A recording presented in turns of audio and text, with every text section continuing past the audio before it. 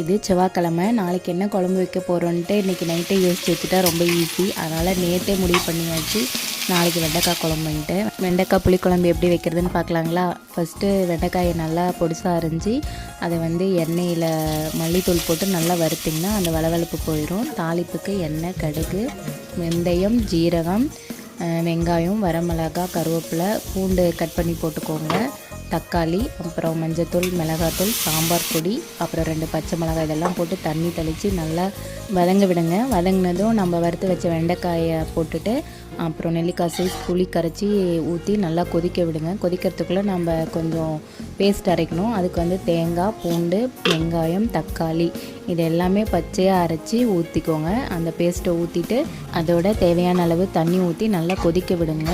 குழம்பு வெந்ததும் அதோட நல்லெண்ணெய் ஊற்றி கொதிக்க விட்டு இறக்குனிங்கன்னா நம்மளோட வெண்டைக்காய் புளி குழம்பு ரெடி.